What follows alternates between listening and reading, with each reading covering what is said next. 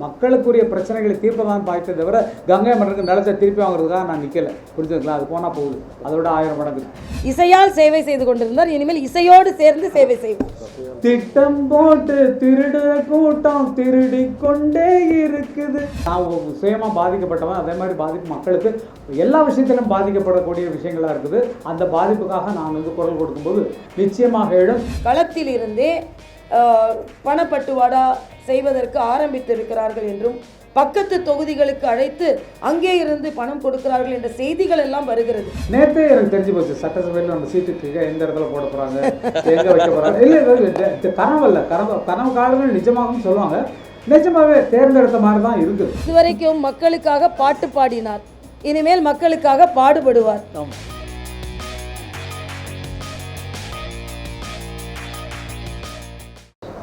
வேட்பாளர்கள் மீது தனிப்பட்ட முறையில் வழக்குகள் குற்றச்சாட்டுகள் இருக்கு.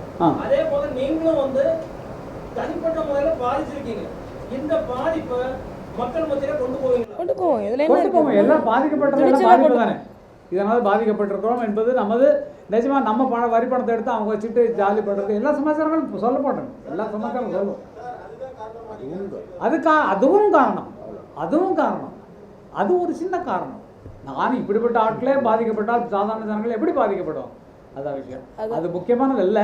இருந்தாலும் பாதிக்கப்பட்டதை நேரடியாக சொல்லணும் இல்லையா? நான் தான் பாதிக்கப்பட்டவன்னா எப்படி பாதிக்கப்பட்டோங்கிறத நான் எங்களை மாதிரி பெரிய ஆட்களவே அப்படி பண்ணால் மற்றெல்லாம் என்ன ஆகுங்கிறது நினச்சி பார்ப்போம். அது ஒரு பாயிண்ட் அல்ல. மக்களுக்குரிய பிரச்சனைகளை தீர்ப்பதான் பார்த்தே தவிர கங்கை மன்னருக்கு நிலத்தை திருப்பி வாங்குறதுக்காக நான் நிற்கலை. புரிஞ்சுக்கலாம், அது போனால் போகுது. அதோட 1000 மடங்கு. ஓகேங்களா? அதாவது இதுவரைக்கும் மக்களுக்காக பாட்டு பாடினார், இனிமேல் மக்களுக்காக பாடுபடுவார். இசையால் சேவை செய்து கொண்டிருந்தார், இனிமேல் இசையோடு சேர்ந்து சேவை செய்வோம். திட்டம் போட்டு திருடுற கூட்டம் திருடி கொண்டே இருக்குது. அதை சட்டம் போட்டு தடுக்கிற கூட்டம் தடுத்து கொண்டே இருக்குது. திருடனாய் பார்த்து திருந்தாவிட்டால் திருட்டை ஒழிக்க முடியாது. அவ்வளவுதான். இது நிஜமா மோடி ஐயாவுடைய உத்தரவு. இங்கே நடக்கும். கூடிய சீக்கிரம் மிக தெளிவான ஆட்சி இங்கே பிறப்பதற்கான அடையாளம் ஆரம்பித்து விட்டது. அவ்வளோதான். நீங்கள் படுற பாடு தான் நானும் பட்டுட்டு இருக்கேன். படுற பாட்டு அப்படி சொன்னோம்னாலே அதே பாட்டாயிடும்.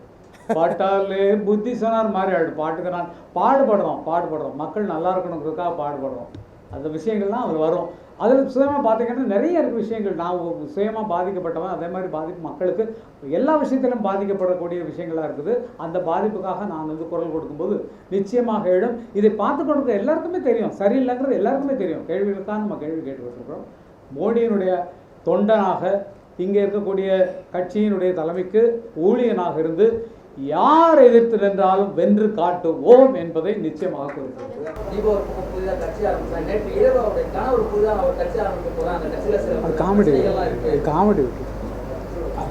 அதை பற்றி கருத்து சொல்லக்கூட நான் விரும்பவில்லை என்பதுதான். யார் வேணாலும் கட்சி ஆரம்பிச்சுட்டு அதுக்கு ஒரு தேசிய கட்சியின் தலைவர் கருத்து சொல்லி கொண்டிருக்க முடியாது.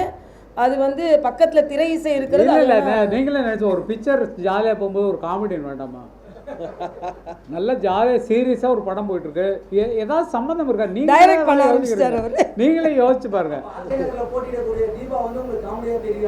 இல்ல, அவங்க ஹஸ்பண்ட் கட்சி ஆரம்பிக்கிறேன்னாரு, அதுதான் பேசுறாங்க. தீபாவும் நல்லா தான் பார்க்குறோம். அது வாரிசு. அது என்ன அந்த அம்மா என்ன யாரையும் தனிப்பட்ட முறையில் ஞானம், அரசியல் ஞானம் உள்ளவங்க ரொம்ப நல்லா வரும். இன்று வேட்பாளர் தான் நாங்கள் அறிவிக்கிறோமே தவிர எங்களது பணியை நாங்கள் அங்கே ஆரம்பித்து விட்டோம். அப்பொழுது எங்களுக்கு கிடைத்த தகவல், களத்தில் இருந்தே பணப்பட்டுவாடா செய்வதற்கு ஆரம்பித்திருக்கிறார்கள் என்றும் பக்கத்து தொகுதிகளுக்கு அழைத்து அங்கே இருந்து பணம் கொடுக்கிறார்கள் என்ற செய்திகள் எல்லாம் வருகிறது.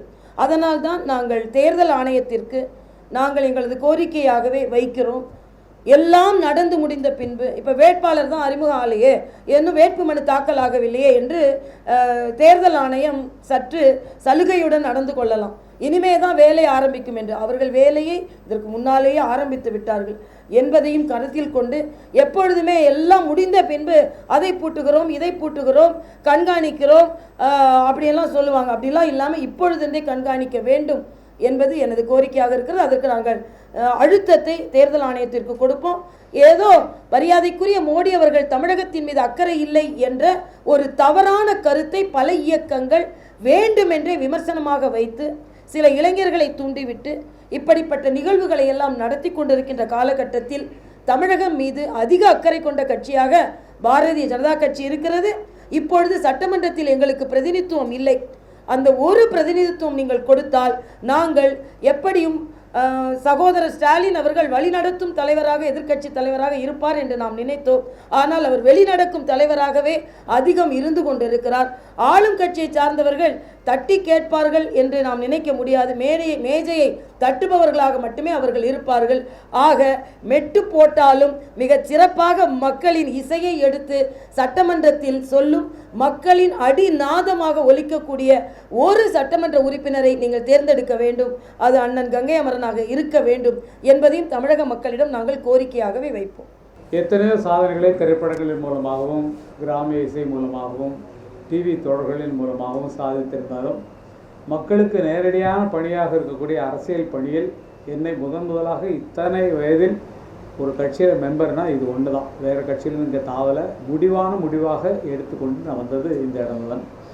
அதுக்கு நான் ரொம்ப ரொம்ப ரொம்ப பெருமைப்படுறேன். காரணம் என்னென்னா, இன்றைய சமுதாயத்தில் இளைஞர்களின் மேலெழுச்சி வருவதற்கான முக்கிய காரணகர்த்தாவாக இருக்கக்கூடிய மோடிஜி அவர்களது தலைமையின் கீழ் அவரது உத்தரவின்படி நடக்கக்கூடிய ஒரு தொண்டனாக, அவரது ஊழியனாக இங்கே வருவதில் ரொம்ப மிக மிக பெருமை அடைகிறேன்.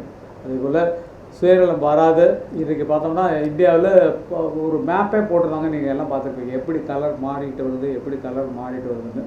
அதற்கு இன்றைக்கு தமிழ்நாட்டில் என்னை பரிந்துரை செய்த தமிழக அம்மா அவர்களுக்கு நான் வந்து ரொம்ப நன்றி சொல்ல கடமைப்படுறேன். காரணம் என்ன, என்னுடைய பேர் அழைச்சானா இப்படி பண்ணலாமான்னு, அதையும் நீங்கள் என்ன உத்தரவிடுறீங்களோ அதுக்கு நான் வந்து தயார் என்று சொல்லி என்னை சிபாரிசு பண்ணி அங்கே என்னை செலக்ட் பண்ண வைத்த அவர்களுக்கு வந்து நான் நன்றி சொல்ல கடமைப்பட்டிருக்கேன். எல்லாருமே மனப்பூர்வமாக என்னை ஆதரித்ததுக்கு நன்றி.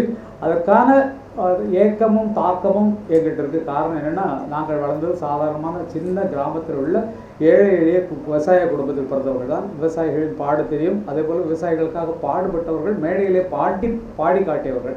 எங்கள் அண்ணா பாவலவராஜன் மிகச்சிறந்த அரசியல்வாதி. அவர் வேறு கட்சியில் இருந்திருந்தாலும் அவர் இல்லை தற்போது. அவரது வீரமும் அவரது செயல்பாடும் எங்ககிட்ட, எங்கள் ஃபேமிலியில் எங்கிட்ட தான் இருக்கும். அண்ணனே வந்து இளையராஜா அவர்களே வந்து சொல்லுவார், நிஜமாக பாட்டு எழுதுகிற ஒரு வரலாறு அண்ணன் பாவலரிடமிருந்து கிடைத்தது மக்கள் பாடகராக. அதே போல் மக்களை பற்றி சிந்திக்கக்கூடிய விஷயங்கள் எல்லாம் திரைப்படங்கள் மூலமாக கிடைத்திருந்தாலும் இன்றைக்கு நாங்கள் வாங்கின பேரை எல்லாத்தையும் வச்சு யாருக்காவது நல்லது செய்ய முடியுமா என்றால் அரசியல் அமைப்புகளால் தான் முடியும் என்பதால் சுத்தமான நல்ல அரசியல்வாதிகள் மட்டுமே நிறைந்த பிஜேபியில் இருப்பதற்கு நான் மிக மிக மிக மிக பெருமைப்படுகிறேன். நமக்கு எதிராக இருக்கக்கூடிய எல்லாத்தையும் நினச்சி பார்த்தீங்கன்னா எந்த அழுக்குகள் எல்லாமே இருக்குது, அதெல்லாம் தெரியும். எல்லாருமே தெரியாது. நான் சொல்லவே பேசாமல் மௌனமாக நின்னாலே நடக்கிறது என்னன்னு தெரியும். ஆக மிக அற்புதமான ஒரு இடத்துல என்னை அமர வைத்ததற்காக நன்றிகளை தெரிவித்துக் கொள்கிறேன். மக்களும் என்னை ஏற்றுக்கொண்டு நேற்றிலிருந்து ஒரு நிமிடம் கூட ஓயாமல் வந்து பாராட்டுகளை தெரிவித்துக் கொண்டும் இருக்கிறார்கள். அது மிகச்சிறந்த உற்சாகமான டானிக்காக இருக்கிறது.